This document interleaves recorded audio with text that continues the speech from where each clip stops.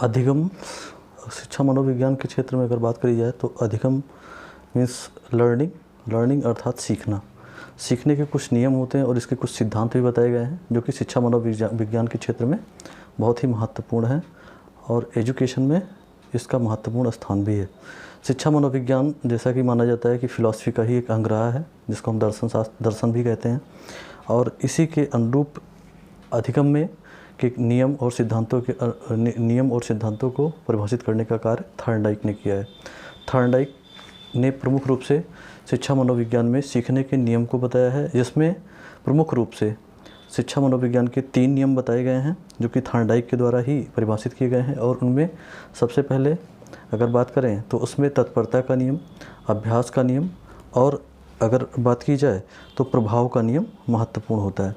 इसमें इसकी जो प्रक्रियाएं होती हैं इसकी कहीं ना कहीं सबके अलग अलग कार्य होते हैं और सीखने के कार्य रूप के अंतर्गत भी आते हैं।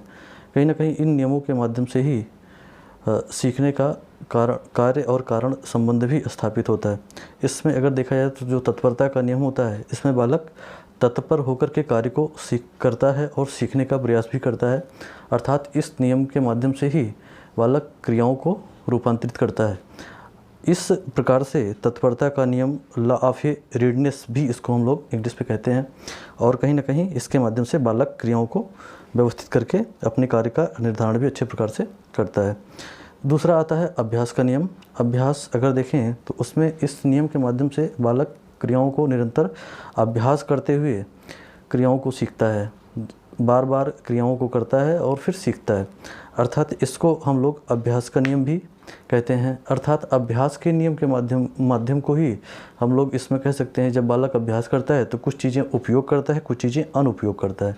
जब बालक अभ्यास करता है तो उसमें उपयोग की स्थिति और अनुपयोग की स्थिति के बारे में अध्ययन भी करता है, अर्थात इस नियम को, अभ्यास के नियम को ही हम लोग उपयोग और अनुपयोग का नियम भी कहते हैं।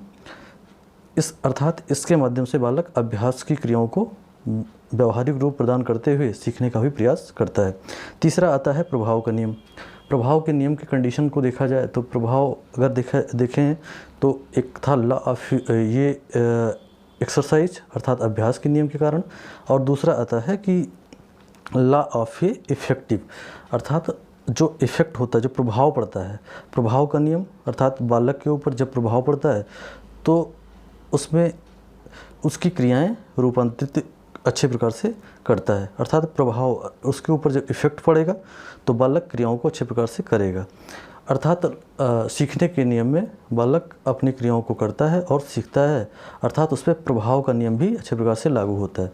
प्रभाव के नियम को अगर देखा जाए तो मनोवैज्ञानिकों ने जो थॉर्नडाइक ने बताया है इसको हम लोग संतोष और असंतोष का नियम भी कहते हैं।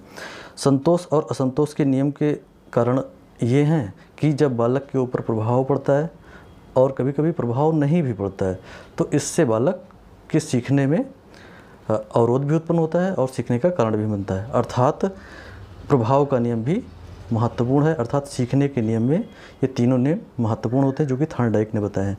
अर्थात सीखने के जो सिद्धांत में परिभाषित करने का कार्य करती हैं उसमें सब प्रमुख रूप से थॉर्नडाइक के ये नियम महत्वपूर्ण माने गए हैं।